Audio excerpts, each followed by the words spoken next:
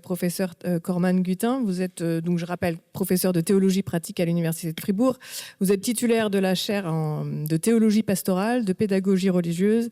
Et vos recherches portent sur l'articulation entre le handicap et la théologie, avec un intérêt particulier, je crois, pour les questions liées à l'amitié. Voilà. Est-ce qu'on peut, dans un premier temps, puisque vous travaillez depuis des années sur la pastorale inclusive, rappeler avec vous ce qu'est une communauté en fait vraiment inclusive? Peut-être définir, si on peut. Je pense que c'est une communauté, je vais en parler ce soir, mais où chacun peut se sentir chez soi, où chacun peut se sentir accueilli.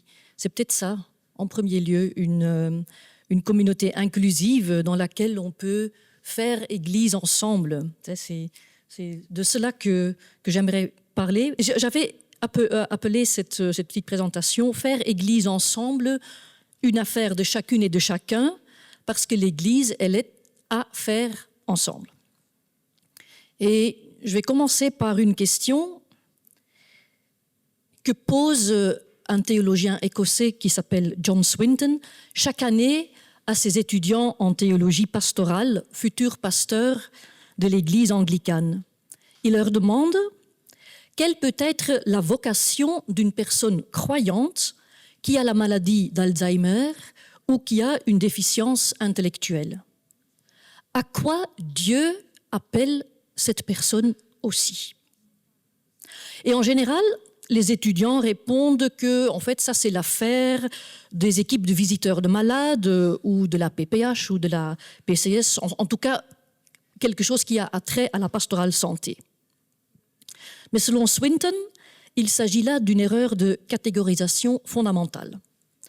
Lui, il plaide pour que l'on considère toute personne, donc aussi todos, les personnes avec une déficience cognitive, comme des disciples avec une vocation. Le pape François aurait dit des disciples missionnaires. Évidemment que le soin et l'accompagnement pastoral sont importants, mais la qualité de disciple et la vocation, ce sont des aspects essentiels de la vie de chaque chrétien et que nous devons soutenir tout au long de la vie, chez todos.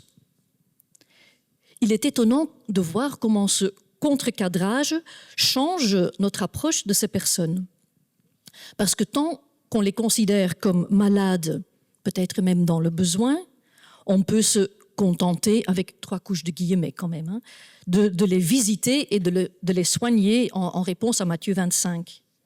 Mais si nous leur reconnaissons le statut de disciple avec une vocation, le but de notre accompagnement change. Comment pouvons-nous discerner la vocation, la mission d'une personne avec un trouble cognitif? Je pose la même question à mes étudiants à Fribourg. À quoi Dieu appelle les personnes avec des troubles cognitifs? Parce que ce n'est pas seulement l'affaire de la pastorale santé, de la PPH ou même des amis de Saint-André-Hubert-Fournay. Si vraiment nous pensons à des personnes handicapées en termes de vocation et de discipulat, c'est aussi l'affaire du service des vocations. J'espère qu'il y a plein de personnes du service des vocations parmi nous aujourd'hui. Je connais une personne qui aimerait tant devenir diacre ou au moins s'investir dans une mission ecclésiale. Il a le malheur de ne pas vivre ici à Poitiers. Comme il a un défi de santé mentale, personne ne lui propose de s'engager en église. Il aide le sacristain, parfois il est servant d'hôtel. Mais je suis convaincue que s'il n'avait pas ces soucis de santé mentale, on l'aurait appelé depuis longtemps au diaconat. Aujourd'hui, il a bon faire savoir à son évêque qu'il est disponible pour rendre le service. Il ne se passe pas grand-chose. Oh, on l'invite à rejoindre des pèlerinages, et c'est très bien, et il le fait. Mais il n'a pas besoin d'une thérapie occupationnelle ecclésiale. Cette personne veut s'investir dans l'Église. Comment permettre à ces personnes de déployer leur identité de disciples missionnaires? Et je pense vraiment qu'à Poitiers, vous êtes des figures prophétiques. Et c'est pour cela que je suis là, parce que j'ai voulu apprendre de vous. Vous avez inscrit dans vos statuts synodaux depuis 2003 que les personnes en situation de handicap peuvent être un signe pour nos communautés. Et je pense que ça, c'est quelque chose que vous avez à prophétiser autour de nous. Je lis dans des documents divers et variés que les personnes avec un handicap enrichissent nos communautés ecclésiales. Dans le document final du synode, dans les exhortations apostoliques, on l'a entendu, dans le directoire pour la catéchèse, et j'y crois dur comme fer, mais je ne vois pas beaucoup d'endroits comme ici où l'on tire les conséquences pratiques de ces belles paroles. Alors, je ne veux pas dévaloriser le travail formidable qui est fait par tous les services de PPH, de PCS, de pastoral santé, dans les aumôneries et des gens qui nous écoutent. Loin, loin, loin de là. Mais trop souvent encore, dans nos paroisses, dans nos associations, j'entends dire qu'on fait de la place pour les personnes en situation de handicap, ou on fait une place. Alors, en général, la place, elle est tout devant ou tout derrière, où on fait une place pour un fauteuil roulant. Il ne s'agit pas de cela quand on veut vraiment faire une église inclusive. Il ne suffit pas de nommer quelqu'un responsable, de créer des missions ou de déplacer des chaises. Jésus ne s'est jamais préoccupé de réarranger les chaises autour de la table. Jésus renverse les tables. Renverser les tables, cela permet à tout un chacun de reprendre différemment les choses en cours. Et il semble que certaines personnes en situation de handicap font exactement cela. Elles renversent les tables de nos habitudes en défilant fièrement lors des parades de Disability Pride, comme ça commence à se voir aussi chez nous. Ou encore en exposant leur corps presque nu au regard de tous dans des séries télé telles que Vestiaire. Vous avez certainement déjà vu comment ces personnes en maillot de bain montrent leur corps sans complexe, si j'ose dire. Avons-nous le courage en Église d'emboîter le pas à la société? Quelles seraient les tables ecclésiales à renverser pour que vraiment nous puissions faire Église ensemble? Et là, je vais faire quelque chose qu'on apprend très vite qu'il ne faut jamais faire, mais donc je vais le faire quand même. Je vais changer mon texte. Parce que je pense qu'une des tables où on peut renverser les tables ecclésiales, c'est la table de la lecture biblique. Les exégètes et les biblistes en situation de handicap ont déjà renversé certaines de ces tables. Ils veulent qu'on quitte ce qu'on appelle une vision validiste de ces récits bibliques.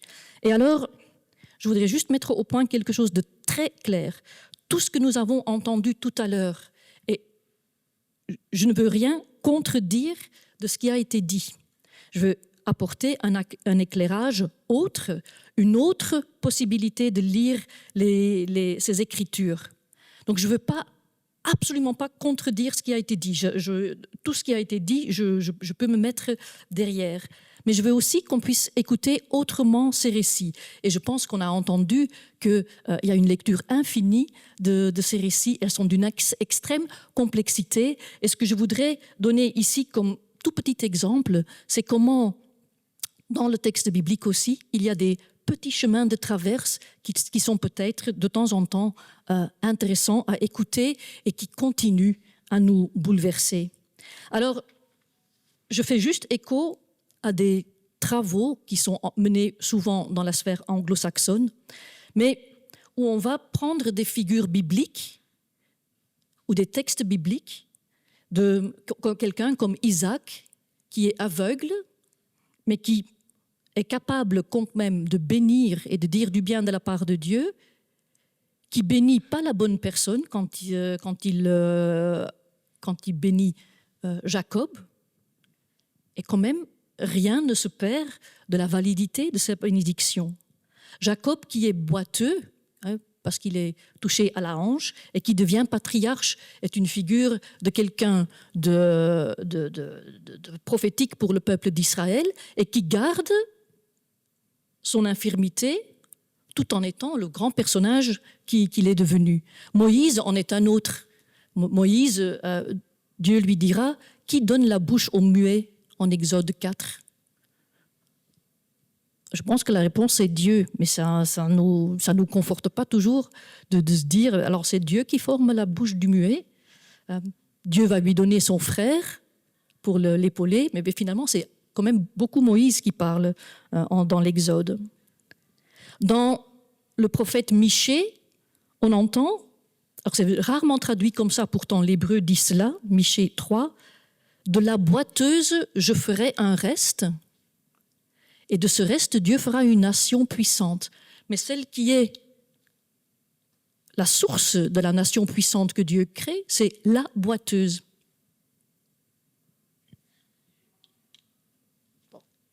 Comme quoi, quand les théologiens et les biblistes en situation de handicap disent « Pourquoi faut-il toujours être guéri avant de pouvoir profiter du salut ? Pourquoi est-ce que le salut serait conditionné à notre guérison physique ?»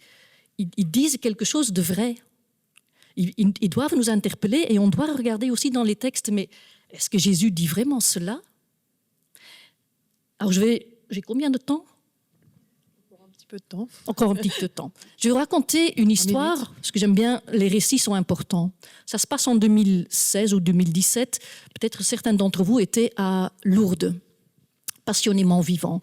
Grand colloque des personnes en situation de handicap et des personnes qui ne l'étaient pas. Et nous étions là-bas et on lisait ensemble, dans notre petit groupe, donc avec des personnes de toutes capacités confondues, le récit de Bartimée. C'est là que je change mon texte parce que voilà, ça va vous donner un éclairage autre, pas juste autre. On arrive à Bartimée, Jésus qui lui dit « Que veux-tu que je fasse pour toi ?» Et je demande aux personnes, il y avait 3 personnes aveugles qui étaient là, je leur demande « Qu'est-ce que vous auriez dit, si Jésus vous dit « Qu'est-ce que veux-tu que je fasse pour toi ?» Alors moi, je pensais quand même, peut-être vous aussi, que ces personnes allaient dire « Je voudrais retrouver la vue ». Eh bien, figurez-vous que ces 3 personnes ont dit « Ah, si moi j'étais devant Jésus, je demanderais un job, un appartement, une copine. » Aucun n'a demandé de retrouver la vue. Et du coup, ça nous a bouleversés, parce qu'on a dit « Mais pourquoi est-ce que Bartimée il demande de retrouver la vue ?» Et là commence une recherche exégétique avec des collègues. On a repris le texte de Marc et on voit que, en fait, quand Bartimée répond, donc la plupart du temps c'est traduit Rabouni, maître, que je retrouve la vue, anablepso, ça veut dire aussi lever les yeux. D'ailleurs, dans le témoin néo-testamentaire, plusieurs fois, anablepen est traduit lever les yeux. C'est pas tout à fait la même chose quand même, lever les yeux ou retrouver la vue. Jésus lève les yeux quand il prie son Père. Le mot en grec est exactement le même. Donc, ça nous a un petit peu bousculé. Du coup, il faut jamais parler des personnes en situation de handicap sans leur demander leur avis. Et donc, je l'ai fait et je voudrais vous entendre là-dessus peut-être à un autre moment. Mais donc, je demande aux personnes aveugles,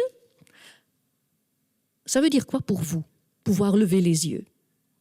Et là, Julien dit, et pour moi, ce récit, il est beaucoup plus entendable comme cela, parce que lever les yeux, ça veut dire aussi se redresser, lever la tête, ne plus avoir honte. Et vous qui travaillez avec des personnes en situation de handicap et leur entourage, vous savez combien la honte peut peser sur ces familles, sur ces personnes, sur tous ceux qui les entourent. Et donc, Julien, il dit, pour aujourd'hui, pour tout jeune, pouvoir lever les yeux, redresser la tête et pouvoir suivre Jésus ainsi, eh bien, moi, je peux l'entendre comme ça. Mais attention, parce que ça veut dire, quand Jésus fait le miracle, Bartimée lève la tête, mais pour autant, il n'est pas pour autant guéri de sa cécité. Alors je dis à Julien, mais est-ce que ça a sens pour toi de pouvoir suivre Jésus tout en étant aveugle? Alors moi, je pense à Bartimée, mais lui, il répond tout de suite, mais c'est ce que je fais, non? Alors, on a fait en Alsace un petit module pour travailler avec des enfants sur ce récit de Bartimée, donc en cachant, si vous voulez, le fait que la plupart du temps, on dit que Bartimée est guéri de sa cécité. Et figurez-vous que depuis que j'ai fait ça, donc j'ai fait ça maintenant des dizaines de fois avec des enfants, eh bien, j'ai plus jamais, comme quoi c'est pas possible quand même, madame, parce que ça n'existe pas. Au contraire, les enfants adhèrent beaucoup plus à ce Bartimée qui se bat et qui peut suivre Jésus avec tout ce qu'il a de fragile et de vulnérable, qu'à un Bartimée qui doit être guéri pour pouvoir suivre Jésus. Encore une fois, tout ce que a dit le Père Blanchard ne change pas pour autant. C'est une lecture autre, c'est un autre éclairage. C'est très important de garder les deux ensemble. Voilà. Merci. Ça, c'est l'excursion sur ce que donc je ne devais pas dire. Donc, je vais résumer. Très bien. Je ne vais pas vous parler des deux autres tables ecclésiales qu'on pourrait renverser. Je pense que la table de l'accueil pourrait être renversée parce que au lieu non seulement à accueillir et proposer, nous avons surtout à écouter, je pense, dans notre monde. Et vous aviez dit quelque chose tout à l'heure sur le bonheur et maintenant je ne me rappelle pas. Bon, autre chose que nous devons vraiment faire ensemble, et c'est vraiment l'affaire de chacune et de chacun, c'est l'espérance, c'est espérer ensemble. Osons croire que Dieu vient à nous dans des moments inattendus, dans des situations les plus désespérées, et c'est un sacré défi, c'est un défi sacré, d'oser croire que Dieu vient à notre rencontre toujours. C'est l'affaire de tous, de todos. Mais, pour le dire avec les mots du philosophe Walter Benjamin, osons croire que chaque seconde est la porte étroite par laquelle le Messie peut entrer dans le monde. Faire Église ensemble, ça commence peut-être par cela, par oser espérer ensemble que la bonté de Dieu fera irruption dans nos vies, malgré toutes les difficultés, toute la complexité, toute notre tristesse et nos angoisses. Et cela nous ramène à ma question initiale. Comment les personnes avec une déficience cognitive peuvent-elles être ces disciples missionnaires? Ben justement, parce qu'elles nous obligent à nous todos d'oser ensemble l'espérance, prier ensemble et garder ouverte la porte étroite par laquelle le Messie peut entrer dans le monde. Merci. Ouais.